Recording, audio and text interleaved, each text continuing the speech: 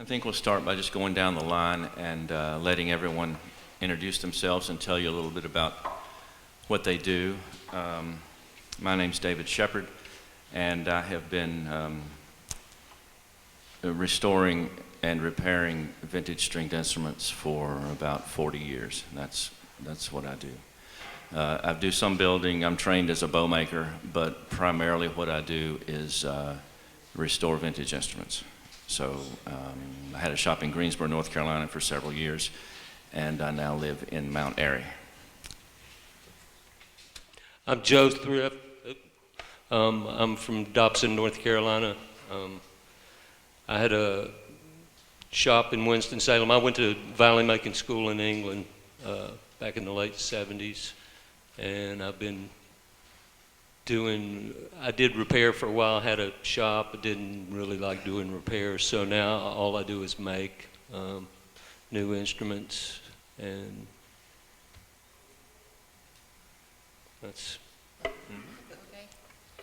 Hi, I'm Jayne Henderson, and I've only been making guitars for a couple of years. I had no intention of ever doing that, but it turns out it's really fun. I needed to pay off some school loans from law school, which is really expensive, and so my dad makes guitars. I don't know if you've ever heard of Wayne Henderson, but he makes some pretty good ones, and I asked if I could sell one on eBay, and he said, sure, but you have to make it. And I thought I'd just do it and get through it and get paid and go be an environmental lawyer, but I loved it so much, and hanging out with my dad was a super big deal to me, and so now I've been doing it for since 2011, full-time making guitars and ukuleles, and I'm trying to use sustainable wood if possible, because, you know, environmental law, at least work that in a little bit. That's it. My name is Jackson Cunningham. I've been building fiddles since 2006. I learned how to build from Audrey Hasham, and I've been building art shop guitars for about 3 years, and I've had a lot of help from Wayne Henderson and Don Wilson, and built a few banjos too, but mostly guitars and fiddles. My name is Zack Deming. I was a shop rat in high school, and when I graduated in 1996, I moved to Phoenix, Arizona, and went through the Roberto Van School of Luthery, and then since then I've gone on to spend a few years working in the Santa Cruz Guitar Company shop, and several years at the Stelling Banjo shop, and did some repair on my own, and now I'm working full-time at Huss and Dalton Guitar Company in Stanton, which is where I live.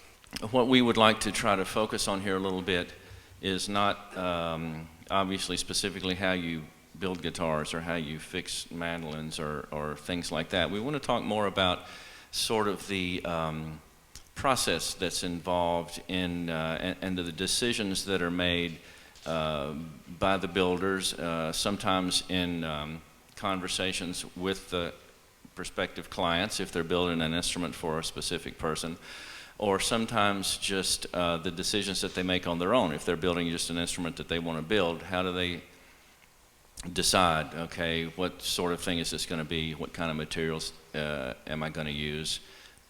Who do I think perhaps my prospective buyer for this is going to be? And what goes into that kind of aspect of building the instruments? This is a whole different thing that maybe if some of you are aspiring instrument builders, you might not have thought about it quite like this, but those of us who do this a lot, there's a lot of thought process and decisions that have to be made not only during the course of the construction or the repair or restoration, but before you actually start doing anything. You have to have some sort of discussion with yourself or the prospective buyer about what it is that you're going to do, and hopefully you know why it is that you're going to do that too. So again, I'd like to just start, and we'll go down this way. I'll get Joe to see if he can address that a little bit with violin building. Well, my approach starts with the wood, and I only use European wood, so I know how to work those woods. The American woods, the type of spruce is a little bit softer than the type that I use. And the curly maple is different than, most of the woods I get are from Bosnia, Slovakia area, which is where Strad and Guarneri and all the Italian masters would have gotten their wood. So I try to pick out, I'm picking out the most beautiful wood, but I'm considering the weight of the wood. A lot of people check for density, and there's all these formulas for doing that. I try to pick the lightest piece of spruce and the lightest piece of maple that has the look that I want. And if I get a piece that's a little too dense, then I'm going to have to work that different. I'll take it thinner than a piece that's not so dense. But all of that comes in, for me personally, that comes in starting to work the wood and figuring out how it works and how hard it is and that sort of thing. You know, a lot of people think that there's a difference between the violin and the fiddle. And for me personally, if I'm making for a bluegrass fiddler or if I'm making for a classical player, I'm making it exactly the same, and the change is in the setup itself. And that's where all the, you know, once you've made the instrument, the amount of range of change that you can do in the sound of the instrument is monumental. There's so much, like I work all the wood to what I think is proper, and I do tap tones. I'll hold the top or the back on my thumb and I'll tap it. And I'm not looking for a specific note, I'm looking for sustain of that note. I want it to resonate for a while. I don't want the note to fall out like an electric bass would fall out as opposed to an upright bass. So that's my first criteria, and then in the violin, it's so different than the banjo or the mandolin or the guitar in that there are all of these other factors that are involved. So that I've got on the treble side, I have a little, it's like a little dowel rod, and it's called a sound post. And it's for support on the treble side underneath the bridge where the strings are putting all the pressure. And I can literally move that sound post 1/64 of an inch and make a huge difference in the tonal qualities or the balance by moving it in and out, side to side or back and forth. So that's a major way to change the sound. The other way is through strings. Different strings on the violin make the thing resonate in a totally different manner. So those are the main things. And then the fitting of the bridge, you buy the blank and it's very, very huge, oversized, and you recut all of the shapes and you take wood away, and it's a matter of trial and error and adjusting and readjusting. I'll fit 4 or 5 sound posts to the thing before I get it the way I want it. I'll fit sometimes 2 or 3 bridges. I'll try a thinner bridge. I'll try a half a dozen different types of strings until I get the thing resonating the way I want. So that's basically it for me with the violin. I also make violas, and that creates a much huger challenge. What I've had to do, I got a viola here. What I've had to do with this, there's a thing in violas and cellos called a wolf note. And it's a note that's usually on the F sharp, and it wobbles. If you play lightly, it'll set up this wobble, and it almost is like when you overdrive a speaker and there's some 2 glasses that are touching and they're banging together, or you hear something rattling in the car from the speaker. It starts making that sort of sound.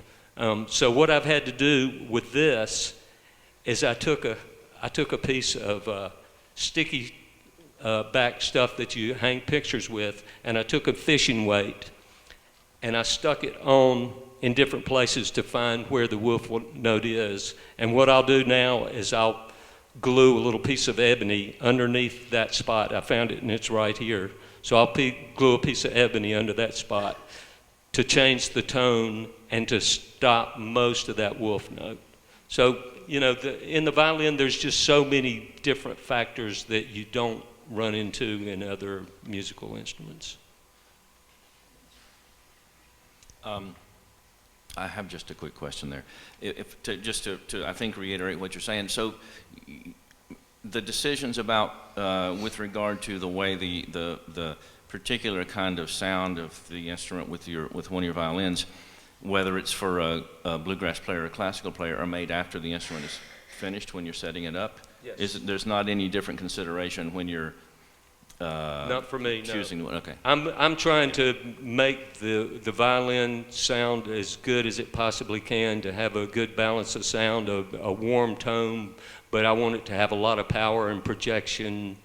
Classical players in particular are really picky about that sort of thing, so I'm wanting to be like that. But also, any of us who are old-time or bluegrass fiddlers, you want something, when you get in a session and you got 4 banjos and 6 fiddles and 3 guitars and 2 basses or whatever, you need something that you can at least hear your own self play the tune that you're playing.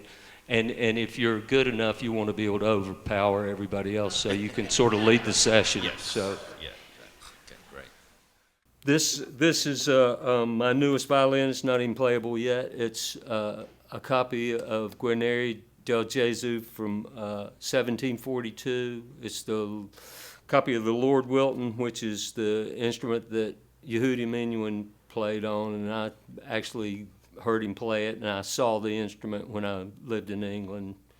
I went to violin making school in England, and it's all European woods. The top is European spruce from the Bosnia area, Slovakia area. The back, sides, and neck are curly maple. I use only traditional woods, and I use the same woods that Strad and Guarneri and Amati and all the Italian masters would have used. And as far as age of the wood, I try to get the oldest thing. The oldest thing I've ever used is a piece of maple that was 150 years old. And it's very hard to find wood that old. I don't use anything less than about 10 years old. I want it to be, and it has to be air dried, and you know. Well, for me, I choose my materials for each person. I have, I don't know, waiting list of maybe 50 or 60 folks, but I like to speak to each one so that I get to know them at least a little bit. It's important to me, because when I'm making their instrument, it's I think of them. So I'm like, they're really gonna love this, or I hope they're really gonna love this, and I like the challenge of trying new woods and different materials, because I know traditionally exotic woods and mahogany and and Brazilian rosewood are amazing tone woods, but I'm really excited to use the techniques that my dad has taught me with new wood to make a great instrument that might not be with a traditional type of wood. So with each person, I ask them what they want and what type of guitar and everything, but I like to go and feel the wood, and tap. I like to tap on it to just hear its resonance, and you can tell with the right piece of wood, you can tell if it'll make a good guitar or not, I think. And that's typically sort of how I go about it. To me, it's personal and specific to each one. Do you have, have you ever built a guitar for somebody specifically using a wood for the first time? Yes. I asked Doc Watson if I could make a guitar out of oak, and he said, well, honey, whatever you want, that's fine. So I did, and he passed away about a week before I got it done, but he felt the wood. He saw the guitar in progress, and he seemed satisfied with that. He tapped on it too, I think, but I like to do that. I like to ask people, what do you think about this wood? I mean, would you be all right if I made this out of white ash? That's usually for baseball bats, but I'm going to make a guitar out of it. Do you mind? And typically everyone's really excited about it and excited to see how it'll turn out. And I haven't made a bad one yet, so that's good. Yeah, good. But and also I like to experiment with ukuleles as well. Just before I made an ash and oak ukulele before I made a guitar, because it's a little less work and quicker. I'm like, oh yep, that sounds good. I'll probably can make a guitar out of that. Are there any woods that you have tried and made an instrument out of and then said, okay, this doesn't work, I'm not going to use this anymore? Not yet, except for lace wood, just because I was having a lot of trouble bending it, and it just broke every time, and I got frustrated. I'm not going to let it beat me, though. I'm gonna keep trying. I have more sets of that, so. Excuse me? What kind of wood did you say was that? Lace wood. Lace. It looked kind of like lacy, snaky. It's really beautiful. It's a bit temperamental. Or this piece that I've been using, it just hasn't wanted to become a guitar, which makes me a little frustrated. Or it was ukulele. I like to use maple. I think is one of my favorites.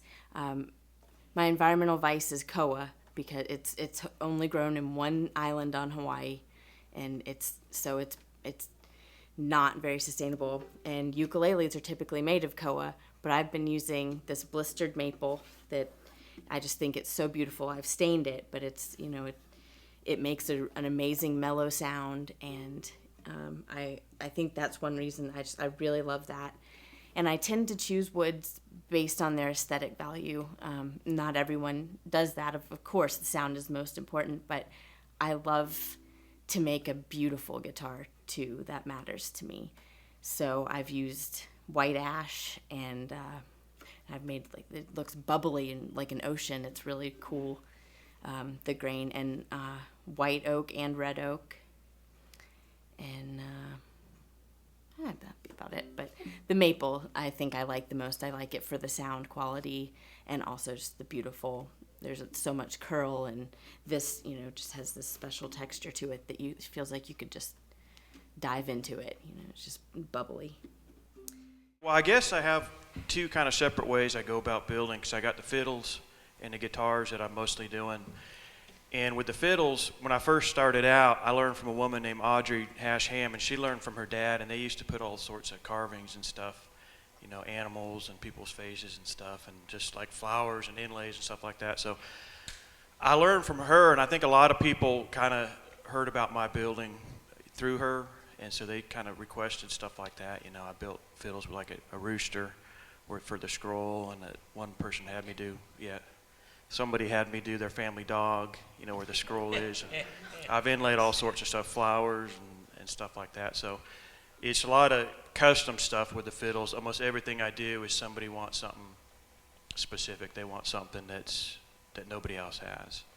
And oftentimes it's, a rooster's head or something like that, And then the guitars are completely different. I really wanted a 1928 Gibson L5. I wanted a Maybelle Carter guitar, and I looked around and I realized there's no way I'd be able to afford one. So I just decided I was going to go and try to make one, and I just build those. I build the exact same thing. I'm trying to build 1928 specs, just exactly the way they were built in the 20s, and then when they're finished, if somebody wants one, they can buy it. So it's kind of two different ways. I go about taking orders and stuff like that. So. Do more of your fiddle clients want specific cosmetic things, or do they talk to you about the tone of the instruments as well? Yeah, tone and the way they look. And it's some people really want something like local woods. We've done a lot of touring and stuff. We've gone to Australia, I've met people down there. They say, "Oh, I really want something that's local. I can use red spruce from up on the mountain, and a local maple if you can find it." And it's different kinds of wood. If I'm going to use red spruce, I want to find something as lightweight as possible because it's really dense, and a lot of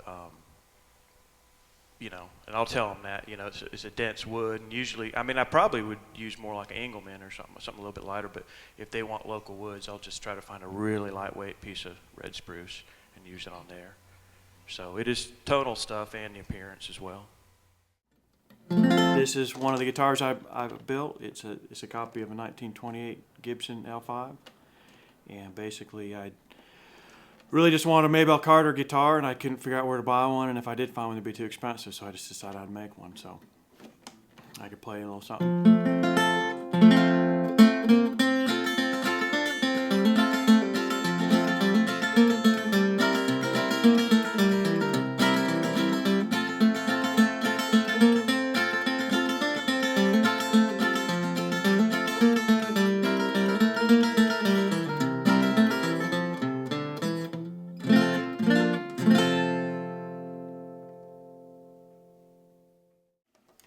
Yeah, I kind of I looked at a lot of pictures, and it was a long time before I could actually get my hands on one. I'd seen Maybelle's in the Country Music Hall of Fame, and there wasn't really anybody else making an archtop guitar that I knew of. A lot of the stuff was carryover from the mandolins, and Jayne Henderson knew a lot about the old Gibson mandolins, and a lot of these were built the same way, like just a big box, the same type of appointments and stuff. I made phone calls to people who I knew made them. I did emails out to people, who I thought made them. But around here, mostly people make Martin style guitars. It's, pretty much the bluegrass guitar, so that's the most common thing. So I think it dominates the orders and stuff for most people. But it's kind of a unique niche, nobody else made them. And, I just kind of like Carter family stuff. I think a lot of people like these for Western swing and jazz and stuff like that. But, I just wanted to play Carter family tunes and stuff, so I figured I'd try to make one. And I just really wanted to just make it exactly the same. I'm just trying to do a copy. I got everything I made the bridge and the tailpiece and the pick guard and all this stuff, just as close as I could get it to 1920 specs.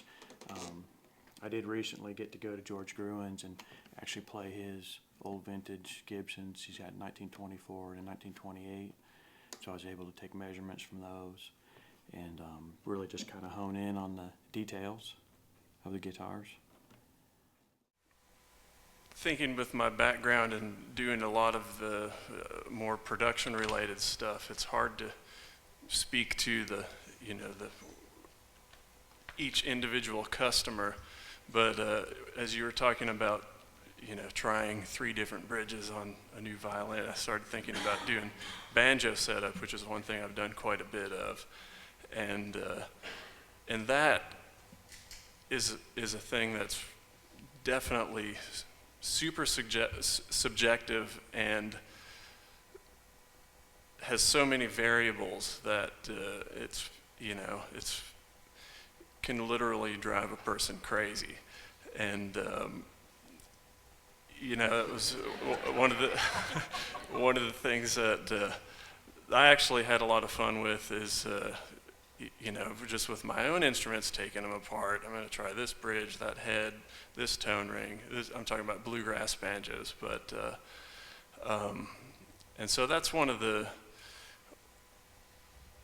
interesting things about doing banjo setups that I can relate to with, well, this bridge definitely is different than that bridge or set of strings. There's so many variables that come into play,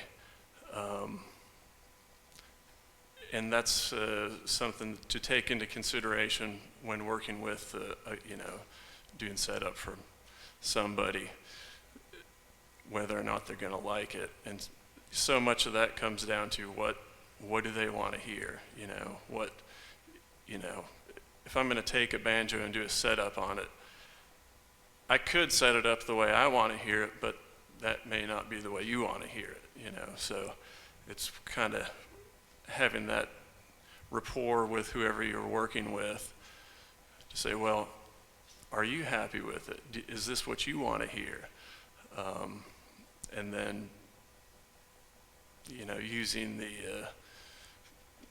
the knowledge that I have to try and get there. So I just thought that was a interesting point about 3 different bridges or 2 different sound posts to get it there, and that's what it takes. It's tedious and time consuming, but that's part of it. In your work with manufacturing at Stelling and at Hudson Dalton, was there any kind of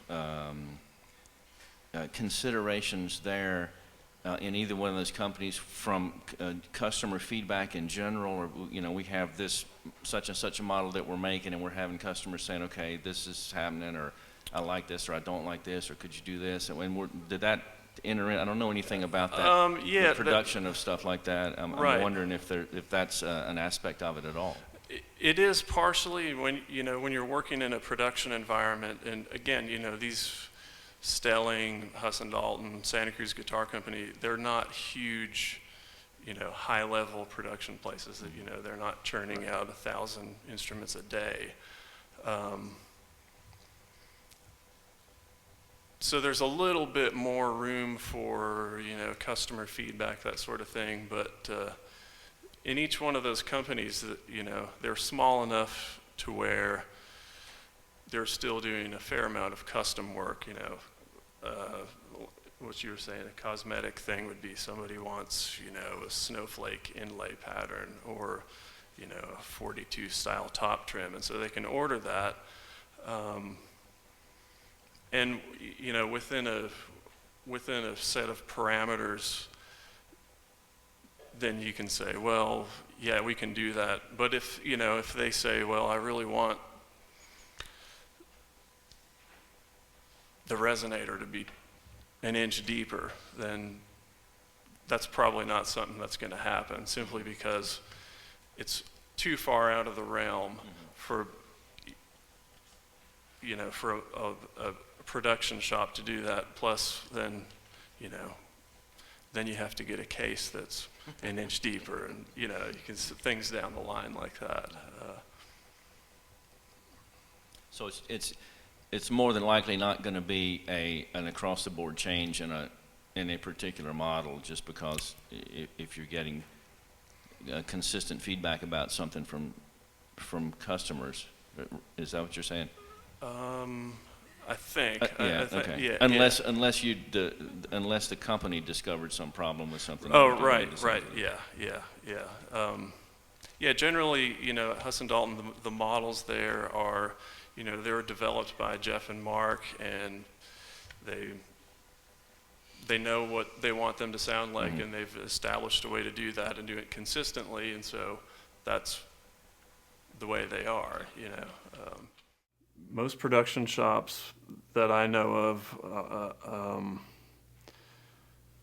the ones I've worked in at least, have been smaller, probably no more than 10 employees, and it's not one person building a guitar all the way through. It's a team of people working together to build the guitar, and each person is trained in doing one aspect of the building. For example, in one of my positions, I was trained to thickness and book match the backs and the backs of the guitars, and then make the braces, glue the braces in, make all the parts for the neck, not actually assemble the neck, but to make the fingerboards, bind the fingerboards, bind the peg head overlays. And in that job, I was able to, luckily, change jobs a couple of different times and learn different aspects of that process as far as I learned how to build the body of the guitar, or then I learned how to fit the neck to the guitar, and then ultimately it led to 2 years of doing final assembly and gluing the neck into the guitar, gluing the bridge on, and then it would go off to the guys that do the final setup. What I do is a little bit different from anybody else here for the most part. I mean, I'm not a builder. So I do a lot of restoration, vintage restoration for vintage collectors and dealers. And I also do a lot of setup work for professional players.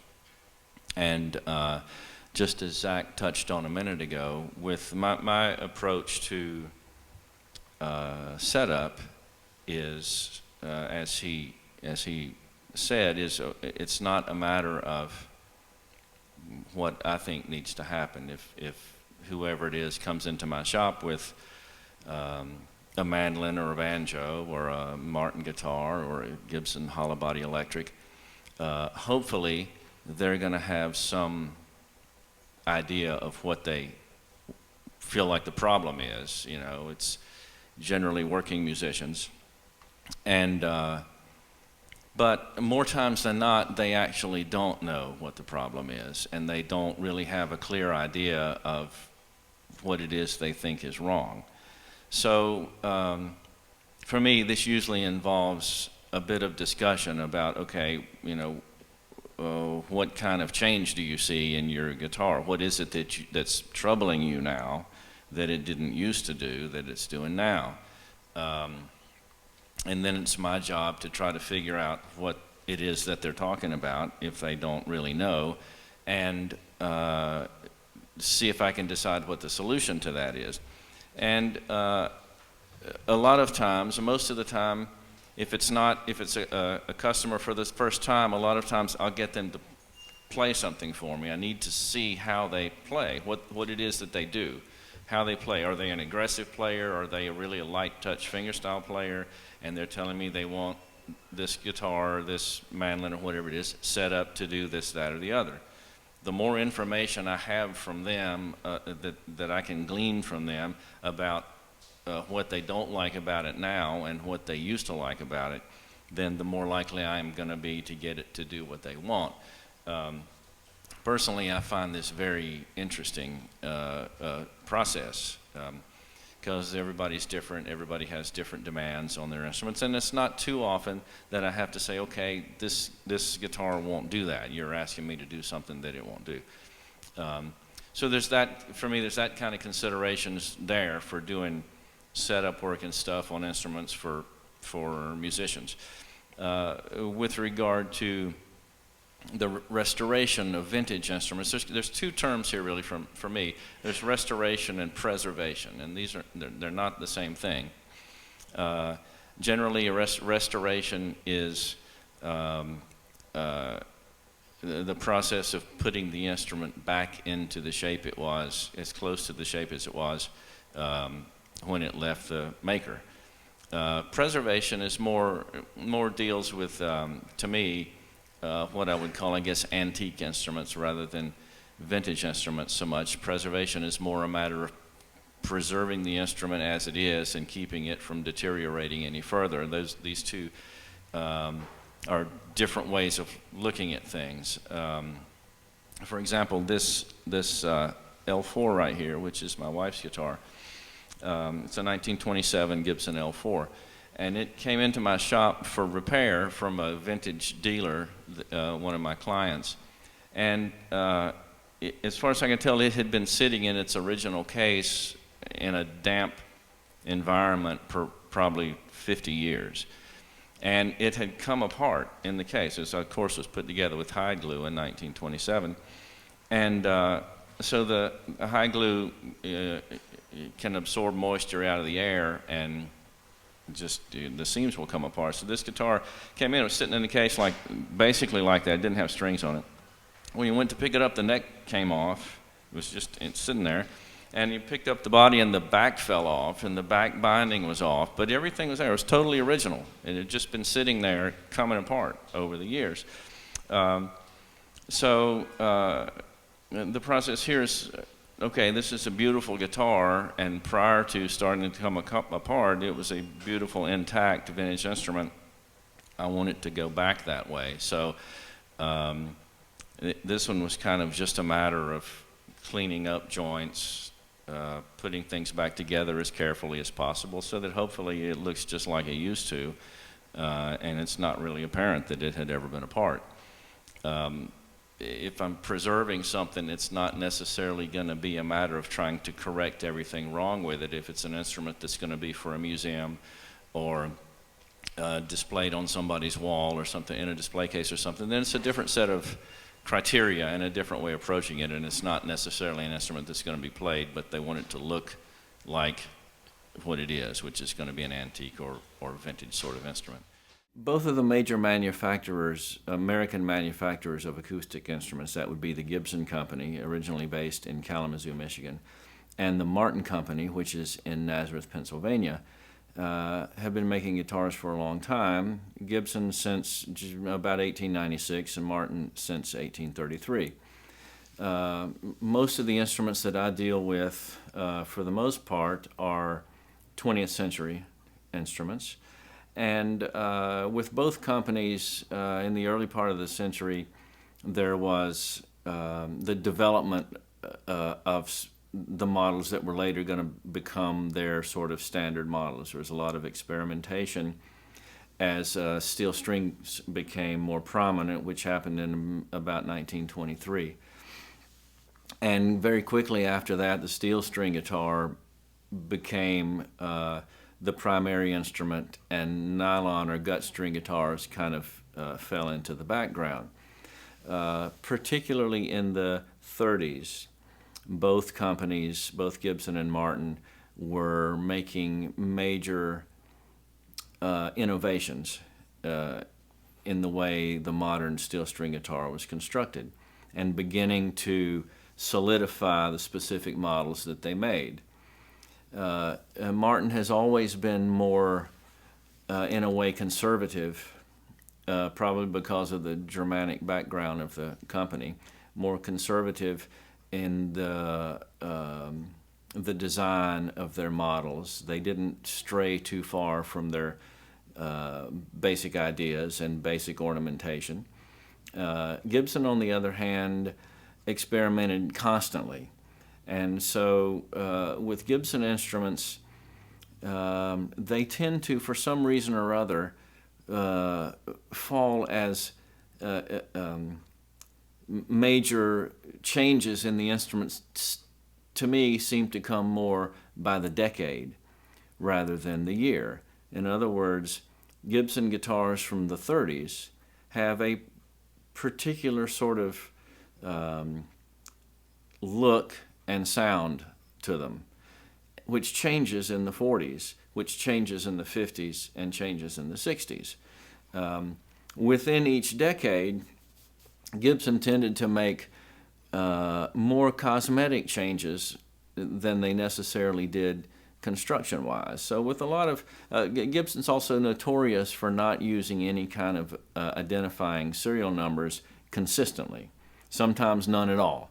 Sometimes they'd have serial numbers that didn't really seem to tell you anything. They duplicated numbers.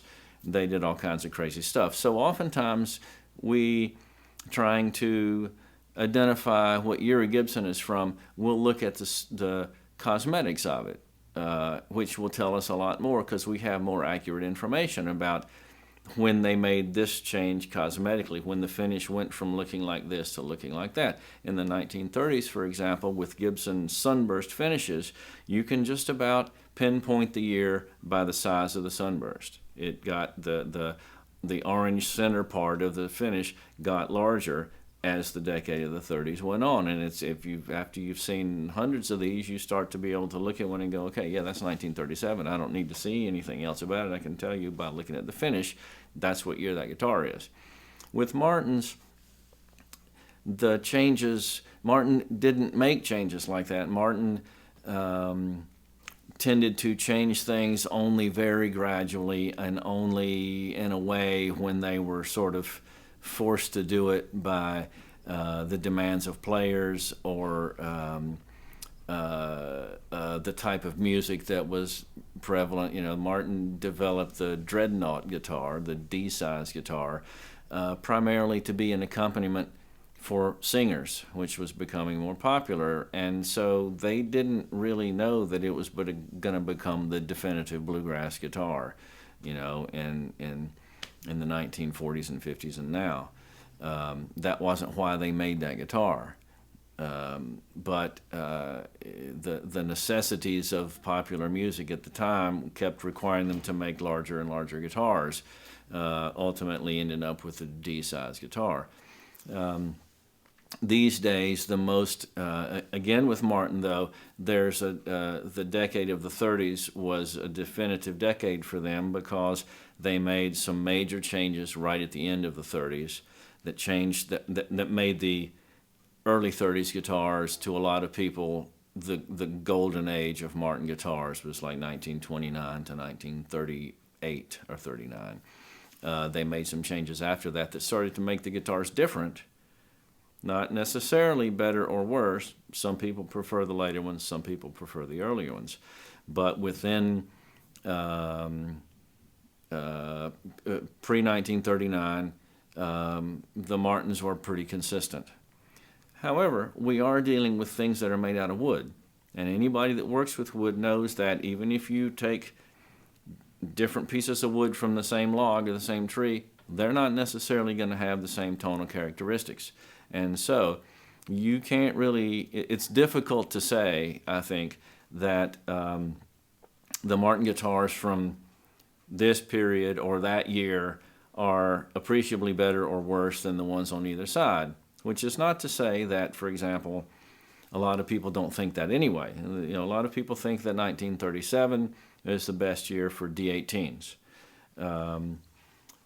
Although I've played some 37 D18s that I wouldn't necessarily walk across the street for. They're all different, and since we all approach them subjectively, you know, we're all coming up with our own thoughts about how we think this guitar compares with other ones, and what I like might not be what you like, might not be what anybody else likes, which is another thing that makes them all fascinating.